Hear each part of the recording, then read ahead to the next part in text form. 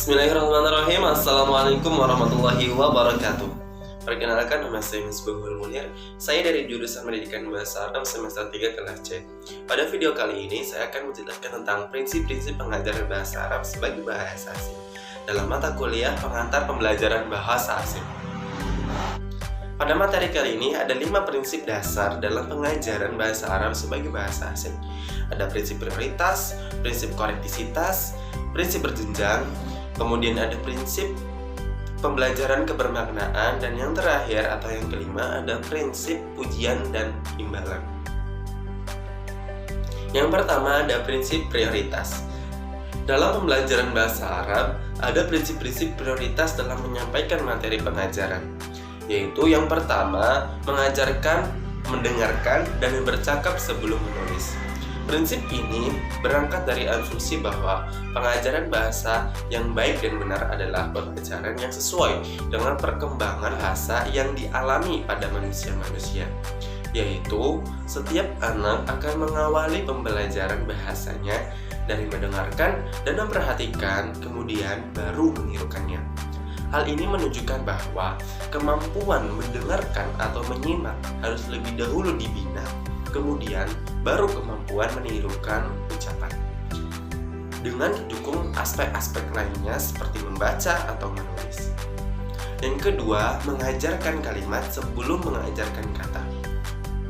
Dalam mengajarkan struktur kalimat, sebaiknya mendahulukan pengajaran struktur kalimat atau nahwu terlebih dahulu, baru kemudian masalah struktur kata atau sorof. Dalam mengajarkan kalimat atau jumlah, sebaiknya seorang guru memberikan hafalan teks atau bacaan yang mengandung kalimat sederhana, sesuai dengan susunan yang benar tentu. Yang ketiga, menggunakan kata-kata yang lebih akrab dengan kehidupan sehari-hari sebelum mengajarkan bahasa sesuai dengan penutur bahasa Arab. Prinsip yang kedua adalah prinsip konektisitas. Prinsip ini diterapkan ketika seorang mengajarkan materi fonetik, sintaksis, dan semiotik. Maksud dari prinsip ini adalah seorang guru bahasa Arab hendaknya jangan hanya bisa menyalahkan pada peserta didiknya saja, akan tetapi ia juga harus mampu melakukan pembetulan atau pembenaran dan membiasakan pada peserta didik untuk kritis pada hal-hal tertentu, seperti konektisitas dalam pengajaran, dalam fonetik, sintaksis, maupun semiotik. Prinsip berjenjang. Jika dilihat dari sifatnya, ada 3 kategori prinsip berjenjang, yaitu yang pertama, pergeseran dari yang konkret ke yang abstrak, dari yang global ke yang detail, dari yang sudah diketahui ke yang belum diketahui. Yang kedua, ada kesinambungan antara apa yang telah diberikan sebelum dengan apa yang akan ia ajarkan selanjutnya. Yang ketiga, ada peningkatan bobot pengajaran terdahulu dengan yang selanjutnya, baik jumlah jam maupun materinya. Kemudian, jika prinsip berjenjang ini diterapkan dalam pembelajaran bahasa Arab, maka seperti ini jadinya. Jenjang yang pertama adalah pengajaran mufradat atau kosakata. Pengajaran kosakata hendaknya mempertimbangkan dari aspek penggunaannya bagi peserta didik tentunya, yaitu diawali dengan memberikan materi kosakata yang banyak digunakan dalam keseharian dan berupa kata dasar. Selanjutnya, baru memberikan materi kata sambung. Hal ini dilakukan agar peserta didik dapat menyusun kalimat sempurna, sehingga terus bertambah dan berkembang kemampuannya. Jenjang yang kedua adalah pengajaran qawaid. Dalam pengajaran qawaid, baik qawaid nahwu maupun shorof, harus mempertimbangkan penggunaannya dalam percakapan keseharian. Karena apa? Jenjang yang pertama dan kedua ini saling berkaitan. Kemudian jenjang yang ketiga adalah tahap pengajaran makna.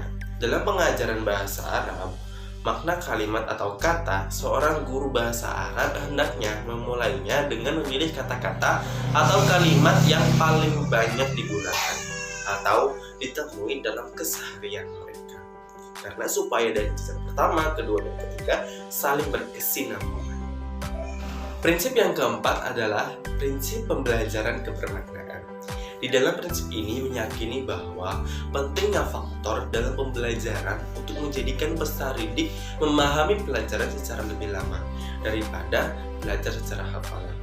karena metode yang digunakan tentunya berbeda. Dengan prinsip pembelajaran bermakna, peserta didik itu dapat mengingat materi itu lebih lama ketimbang dengan cara belajar secara hafalan. Yang kelima atau yang terakhir adalah prinsip ujian atau imbalan. Dengan prinsip ini, manusia secara universal terdorong untuk melakukan sesuatu itu karena adanya imbalan. Misalnya, seorang guru menguji kepada peserta didiknya atas apa yang telah dilakukannya. Dengan adanya ujian ini, menjadi motivasi bagi peserta didik itu tadi untuk terus belajar. Mungkin cukup itu saja yang bisa saya sampaikan, kurang dan kurangnya mohon dimaafkan. Wassalamualaikum warahmatullahi wabarakatuh.